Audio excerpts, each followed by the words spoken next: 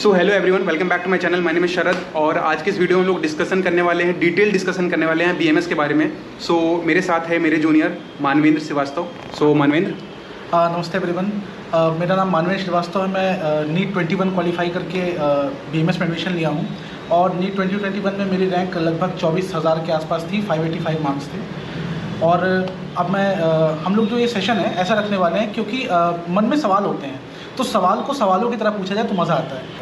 Basically मेरा उन सवालों पे फोकस रहेगा जो जनरली बच्चे पूछते रहते हैं बीएमएस लेने से पहले। आप बीएमएस को अडॉप्ट कर सकते हैं, बहुत अच्छा कोर्स है। इवन मैंने खुद बीएमएस लिया हुआ था।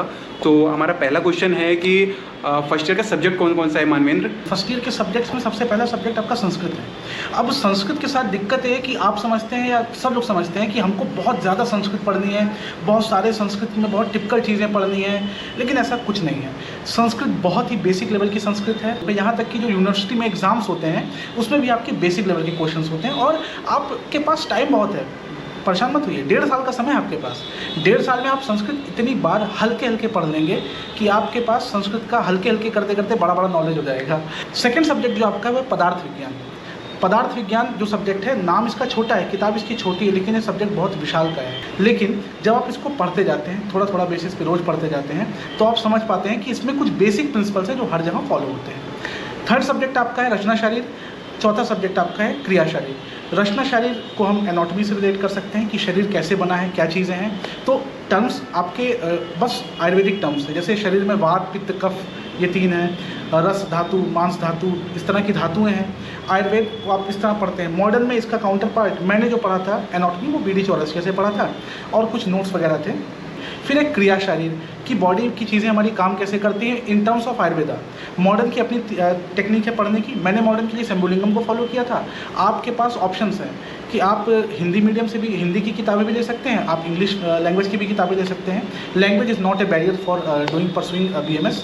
सो अब हमारा जो नेक्स्ट क्वेश्चन है वो ये है कि जो बीएमएस की एकेडमिक्स है वो कितने साल की है, उसका इंटर्नशिप कितने साल का है, उसके स्टाइपेंड कितनी मिलती है। सो मानवेंद्र आप बताइएगा ज़रा सा स्टूडेंट्स को। देखिए, आपका जो नया सिलेबस है NCISM के अकॉर्डिंग, NCISM के अकॉर्डिंग आपके पूरे के पूरे जो सेशन है उसको 1.5 साल के 3 भागों में तोड़ दिया गया है। 1.5 साल, 1.5 साल और 1.5 साल, यानी कुल मिलाकर के आपका 4.5 साल का पूरा करिकुलम है। उसके बाद आपकी 1 साल की इंटर्नशिप होती है जिसमें 6 महीने आप आयुर्वेद की प्रैक्टिस करते हैं और 6 महीने आप एलोपैथ की प्रैक्टिस करने जाते हैं। इस बात का ज़रूर ध्यान रखिए, आपको सिर्फ आयुर्वेद नहीं पढ़ना है, आपको आयुर्वेद के साथ मॉडर्न भी पढ़ना है। ठीक है। सो मानवेंद्र, ये हमारा एकेडमिक ईयर हो गया, इंटर्नशिप हो गया, तो इंटर्नशिप में स्टाइपेंड कितना मिलता है, हम इसके बारे में चर्चा करते हैं। जी, ये बहुत ही बड़ा सवाल है क्योंकि स्टाइपेंड ऐसी चीज़ है, कुछ कॉलेजेस जो आपके नए कॉलेजेस हैं उनमें जनरली स्टाइपेंड थोड़ी कम रखते हैं। दिल्ली के जो कॉलेज है, दिल्ली का एक कॉलेज है टिबिया, आपने उसको देखिएगा, उसमें 25,000 रुपीज़ तक स्टाइपेंड देते हैं। जो हमारा कॉलेज है स्टेट आयुर्वेदिक कॉलेज, यहाँ पे स्टाइपेंड बहुत कम है, 7,000 रुपये के आसपास है। बट हम इसके लिए बात किया हम लोगों ने, मतलब हमारे सीनियर्स ने बात किया है और होपफुली जब हम इंटर्नशिप में हैं तो शायद हमको 12,000 या उससे ज़्यादा पैसे मिले।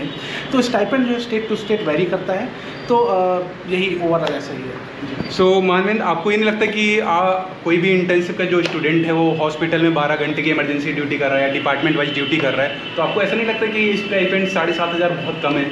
गवर्नमेंट को इस पर फोकस करना चाहिए, ऐसे इंप्रूव करना चाहिए इस अमाउंट को।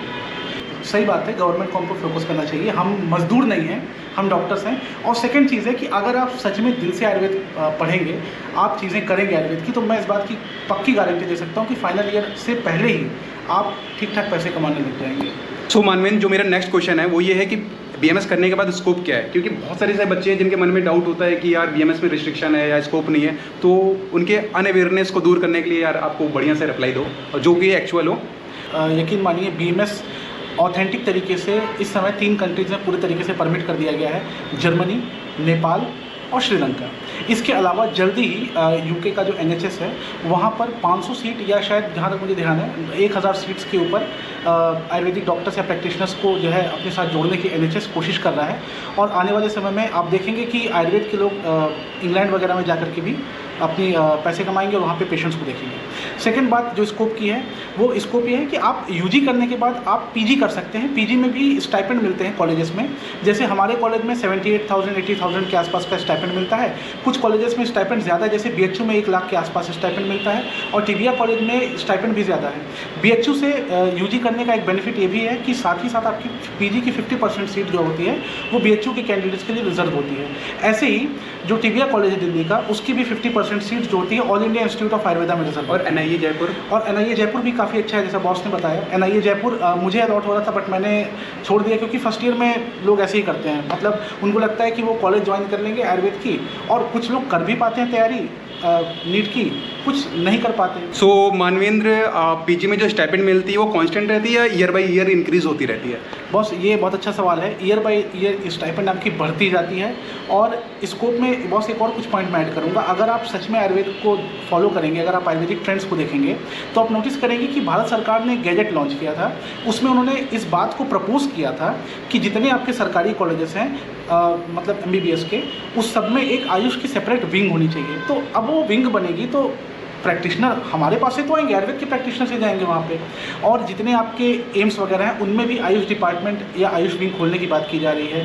अब आयुष के डॉक्टर्स जो हैं फूड सेफ्टी इंस्पेक्टर का भी फॉर्म भर सकते हैं, फूड सेफ्टी इंस्पेक्टर बन सकते हैं, आप अच्छा पैसा छाप सकते हैं। और सबसे ऊपर आप बन सकते हैं मेडिकल ऑफिसर, सीधे सीधे यहाँ, हाँ प्रोफेसर बन सकते हैं। मेडिकल ऑफिसर का तो ऐसा है, हाँ प्रैक्टिशनर। मैं और भी एग्जाम्पल दूंगा। मेडिकल ऑफिसर का तो बॉस ऐसा है कि 12,000 रुपये की स्टाइपेंड आप पा रहे थे, आपका मेडिकल ऑफिसर में सिलेक्शन हो, सीधे सीधे पैसा ही पैसा, 90,000 रुपये की सैलरी आ गई आपकी। तो आप प्रैक्टिस कर सकते हैं, प्रैक्टिस से पैसा कमा सकते हैं। प्रैक्टिस से पैसा कमाने के लिए मैं बहुत सारे ऐसे वैद्य हैं जिनको मैं जानता हूँ, जिनको मैं फॉलो करता हूँ इंस्टाग्राम पे, जो बहुत अच्छे लेवल पे शुद्ध आयुर्वेदिक प्रैक्टिस करके बहुत पैसा कमा रहे हैं। उसमें से एक मेरे गुरु हैं वैद्य Shri Sanatan Mishra sir, half doctor half writer करके उनकी इंस्टाग्राम पे आईडी है, आप उनको फॉलो करिए, देखिए। और हाँ मानवेंद्र, लगभग मैं खुद उनको फॉलो करता हूँ, लगभग उनके 178K के शायद फॉलोवर भी हैं। सो मानवेंद्र, बहुत सारे ऐसे बच्चे हैं जिनका MBBS में नहीं हो पाता है, कुछ नंबरों के ना होने की वजह से, कम होने की वजह से, या उनके कोई एग्ज़ाम में मिस्टेक हो गया। तो बहुत सारे ऐसे बच्चे होते हैं कि वो उनका ये मानना होता है कि मैं BMS लेके एलोपैथिक प्रैक्टिस कर लूँगा, यार कुछ बच्चों का ये होता है कि मैं आयुर्वेदा प्रैक्टिस कर लूँगा। तो उसके बारे में थोड़ा सा प्लीज़। देखिए, इसमें बहुत सबसे पहला इसमें एक जवाब छुपा है आपके सवाल में। BMS करके एलोपैथी प्रैक्टिस कर लूँगा, कर सकते हैं, लेकिन कुछ स्टेट में वैलिड है, कुछ में वैलिड नहीं है। भारत सरकार ने आयुर्वेदिक प्रैक्टिशनर्स को एक लिस्ट दी है, आप गूगल कर सकते हैं कि ये मेडिसिन आप हैं जिसको आप यूज़ कर सकते हैं इमरजेंसी में। और विश्वास मानिए, आप कोई भी व्यक्ति हो जिसका प्राइवेट प्रैक्टिस हो, क्लिनिक खोला उसने, आप उसमें से भी सारी मेडिसिन कभी यूज़ भी नहीं कर पाएंगे। कुछ मेडिसिन में आपके सारे पेशेंट्स आप डील कर ले जाओगे। ये आपका अपना चॉइस है कि आप BMS करने के बाद एलोपैथिक प्रैक्टिस करते हैं, कि आप आयुर्वेदा करते हैं, कि आप मिक्सोपैथी करते हैं। जो भी करते हैं ये आपके ऊपर डिपेंड करता है, और आपको सरकार ने इसके लिए एक लिस्ट दे दी है, छूट दे दी है। सेकेंड पॉइंट इसमें आता है कि क्या मैं BMS करके सर्जरी कर सकता हूँ? जी हाँ, आप कर सकते हैं। भारत सरकार ने आपको एक लिस्ट प्रोवाइड की है, कुछ 200 के अप्रॉक्स सर्जरीज हैं, उसकी पूरी लिस्ट है कि ये सर्जरीज अलाउड हैं। जैसे आपका एनोरेक्टल सर्जरीज जितनी हो गई, आँखों की सर्जरी होगी, कैटरैक्ट की हो गई, और हाइड्रोसील वगैरह की सर्जरी होगी, जो लिप्स आपके क्लेफ्ट पैलेट वगैरह की सर्जरी होती है, ये सब सर्जरी आप कर सकते हैं। सो मानवेंद्र, आप CBSE बोर्ड से हैं? जी, CBSE बोर्ड से। तो CBSE बोर्ड से आप यहाँ पे आए, आपको संस्कृत मिला और हिंदी लैंग्वेज मिला, तो आप कैसे टैकल करें ऐसे सब्जेक्ट को, और अपने जूनियर्स को क्या एडवाइस करना चाहेंगे कि वो किस तरीके से BMS के फर्स्ट ईयर के सब्जेक्ट को टैकल आउट करें, और BMS में एकदम सुटेबल वो सर्वाइव करने की स्ट्रैटेजी कुछ बताना चाहेंगे? जी बॉस, देखिए सबसे पहले क्या है कि लैंग्वेज बैरियर तो थोड़ा रहता है, नो डाउट लैंग्वेज बैरियर रहता है, लेकिन अब इसका भी सोल्यूशन मिल गया है। कैसे मिल गया है? अब जितने भी पब्लिशर्स हैं वो NCISM के अकॉर्डिंग इंग्लिश लैंग्वेज में भी किताबें प्रिंट कर रहे हैं। पहले भी होती थी, अब और भी ज़्यादा होने लगी हैं। मेरा अपना खुद का जो बैच है, मेरे बैच में भी काफ़ी लोग हैं जो इंग्लिश में बुक्स को पढ़ना प्रेफर करते हैं। श्लोक जो आपके होते हैं वो इंग्लिश में लिखे होते हैं, बट आप उसको मैनेज कर लोगे। ज़रूरत नहीं है बहुत ज़्यादा श्लोकों को याद करने की, बेयर मिनिमम 3, 4, 5 श्लोक आप हर सब्जेक्ट में याद करके लिख सकते हैं, सर्वाइव कर सकते हैं। लेकिन बात फिर वहीं आती है कि अगर आपको एक अच्छा ऑथेंटिक वैद्य बनना है, प्राइवेट प्रैक्टिस करनी है ऑथेंटिक आयुर्वेदा की, तो आपको श्लोकों को डेप्थ में जानना पड़ेगा। तो वहाँ पे थोड़ा बात अलग है। लेकिन एक स्टूडेंट के तौर पे जो आ रहे हो, जैसे आप जूनियर हो मेरे, आप आने वाले हो, तो मैं आपसे बस इतना कहूँगा, घबराओ मत, संस्कृत टफ नहीं है, ज़्यादा श्लोक नहीं याद करने हैं। किताब इंग्लिश में ले लेना, अगर तुम CBSE बोर्ड के हो, और UP बोर्ड के हो तो फिर तो बल्ले बल्ले, तुम हिंदी में ले लो। लेकिन अगर CBSE बोर्ड के हो तो मेरे भाई तुम इंग्लिश में किताब ले दो, निश्चिंत रहो। तुम्हारे सीनियर्स तुमको हर स्टेप पे गाइड करेंगे, तुम्हारे कॉलेज में सीनियर भी होंगे। मानवेंद्र, ऐसा तो नहीं कि जो आप एग्जाम देते हैं तो उसमें हिंदी इंग्लिश लिखने का कोई ऐसा बैरियर होता है? नहीं बॉस, ऐसा कुछ आप किसी भी लैंग्वेज में लिख सकते हैं जी, कोई बैरियर नहीं है। आप हिंदी, आपसे पेपर का जब आप फॉर्म फिल करोगे यूनिवर्सिटी एग्जाम का, तो यूनिवर्सिटी एग्जाम का फॉर्म फिल करते समय आपसे लैंग्वेज पूछा जाएगा, लैंग्वेज ऑफ पेपर हिंदी और इंग्लिश। तो आप इंग्लिश प्रेफर करके इंग्लिश में लिख सकते हैं। मेरे बैच के लोगों ने लिखा और अच्छे नंबर भी स्कोर किए हैं। सो मानवेंद्र, आप 3rd ईयर के स्टूडेंट हैं जी। बट आप अपने एकेडमिक के साथ साथ आप क्लिनिकल एक्सपीरियंस के लिए आप बहुत सारे वैद्य और डॉक्टर्स के पास जाते हैं सीखने के लिए, तो इसके बारे में आप बताएंगे कि आपका मोटिवेशन क्या था कि अभी से ही आप आयुर्वेदा की तरफ डेडिकेट हैं? मैं सच बताऊं, जब मैं फर्स्ट ईयर में आया था तो मेरा एक ही एम था कि मैं पढ़ूंगा आयुर्वेदा, बट मैं करूंगा प्रैक्टिस मॉडर्न की। मेरा ये पहले एम था। जो मैंने अब तक सीखा है वो यही सीखा है कि आपको किसी ना किसी चीज़ पे भरोसा करना पड़ेगा, चाहे आप मॉडर्न मेडिसिन पे करें, चाहे आप आयुर्वेदा पे करें। आपको पेशेंट को ठीक करना है, यही आपका मेन मकसद है। आप चाहे एलोपैथी से ठीक करें, चाहे मॉडर्न, चाहे आप आयुर्वेदा से ठीक करें, चाहे होम्योपैथी से ठीक करें, चाहे आप झाड़ फूँक करें, पेशेंट को ठीक करना ही आपका मोटिव है। मैंने जो अपनी क्लिनिकल प्रैक्टिस या जो भी थोड़ा बहुत मैंने शुरू किया वो अपने गुरु की वजह से किया। मेरे गुरु वैद्य श्री सनातन मिश्रा सर, मैं हमेशा उनके चरणों में अपना सर नमन करता हूँ। उन्होंने मुझे चरक संहिता दी, मैं इसी को पढ़ता हूँ, मैं इसी में लिखे हुए चीज़ों को अपनी प्रैक्टिस में यूज़ करने की कोशिश करता हूँ। तो अगर आप एक जूनियर हो, आप इस चीज़ से ये सीख सकते हो कि आयुर्वेदा में सीनियर जूनियर का कल्चर या गुरु शिष्य परंपरा हमेशा से चलती आई है। आपको किसी भी मोमेंट पे, किसी भी क्षण पे अकेला महसूस नहीं होगा। आपकी पूरी कम्युनिटी है। आपको जब भी डाउट होगा, जब भी संशय होगा, तो आपके सीनियर आपके लिए ढाल बन के हमेशा खड़े रहेंगे। तो आप निश्चिंत रहें। आप अगर नीट में आपका स्कोर थोड़ा कम आया है तो सबसे पहले हताश मत हो यार। आप ज्वाइन करो BMS को। एक नोबल कॉज है, medicine is a noble cause.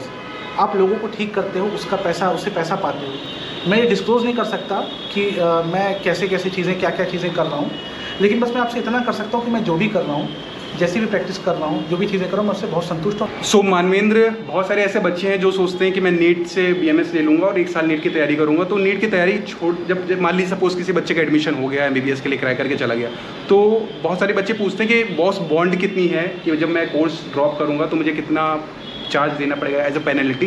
तो उसके बारे में कुछ डिस्क्रिप्शन बच्चों को बताओ, वो बहुत उनके काम आएगा।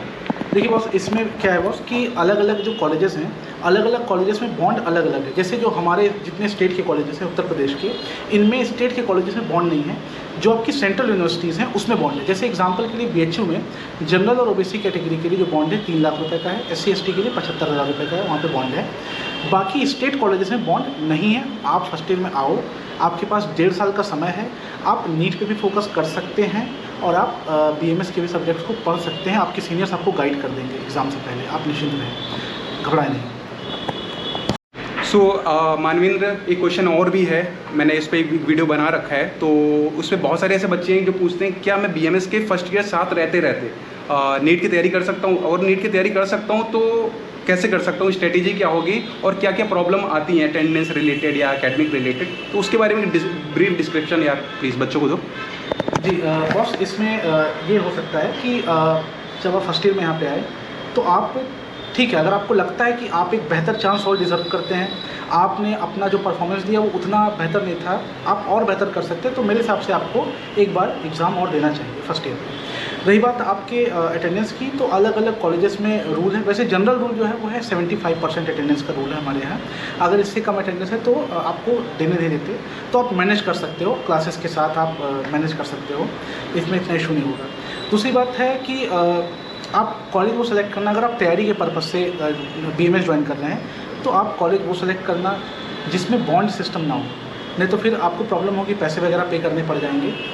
फर्स्ट ईयर में अगर आपका सिलेक्शन नीट के में नहीं होता है, सेकेंड प्रॉफ में आप आ जाते हैं, मेरी एक सजेशन है, प्लीज़ आयुर्वेदा पे डेडिकेटली, आयुर्वेदा को फुल डेडिकेशन के साथ फॉलो करें। हमारे यहाँ भी बहुत सारी चीज़ें ऐसी हैं जिसमें हम काम कर रहे हैं, रिसर्च हो रही है लगातार और हमको रिजल्ट्स मिल रहे हैं।